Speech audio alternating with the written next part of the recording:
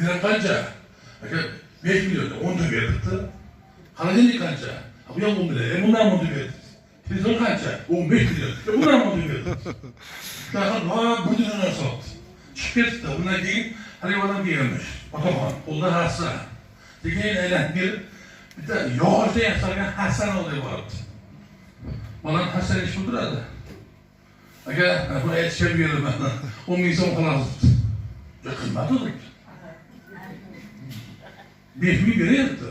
To'xtang, men sizdan qoldim. Hozir sizdan o'g'lingiz keldi. O'g'lingizga 150 million narsa olib keldi. Siz 10 million narsaga 5 ming beryapsiz. Tushunmay qoldim. Qanaqangi holat?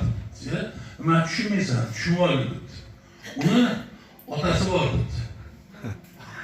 Uni otasi menman dedi. Men yetimman dedi.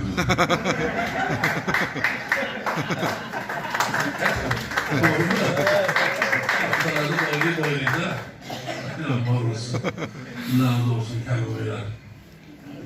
Endi Xudoga shukr, O'zbekistondagi niyati yaxshilar, to'y qilay deydi, yaxshi kunlar ko'ray deydi, to'g'rimi?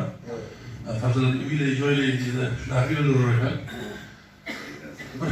Oilada bitta qiz bo'yi yetib qolibdi. Juvonga sop qo'yapman. Yumashtirib qo'yibdi. Endi yurmaydi. Qizni onasi dadasi chaqirib xo'jayinga qarang, bu ishga bormaydi. Mayli. Qizni yumashtirib qo'ydik. Nima bo'ldi? Endi bozorga borishimiz kerak dedi. Sep qilishimiz kerak. Uyalib qolamiz dedi. Onasi ishga. Erini boshlab bozorga ketyapmish. Cho'dan ko'p. O'zi ketyapsiz. Yo'ldan bitta it chiqdi. 100 Haligi odam mashinadan tushib itni oldiga borib, assalomu alaykum, yaxshi yuribsizmi? O'tiring, deyamish itga qarab. Sen xotinni jahlish qanaqa odamsiz-ya? Qiz chiqarib, shunaqa bo'lib qolasiz dedi. O'zingiz itga qarab javob beryapsiz. Xotinjon, siz nimani tushunasiz-da? Bu it Xudomizni itidir.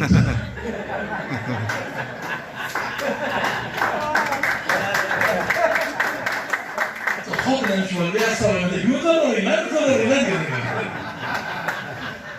Qiz chiqarib, shunaqa to'g'rimi? Mendan 3 ta qiz chiqarganman, Xudoga shukr. 4 ta nabira chiqarganman. O'zbekiston bizga itni bekarasi yo'q. Hamma itdan tashib qo'yibdi. Yaqinda xabarlang bo'yada eshitgansizlar, Ozodbek Nazarbek to'y qildi.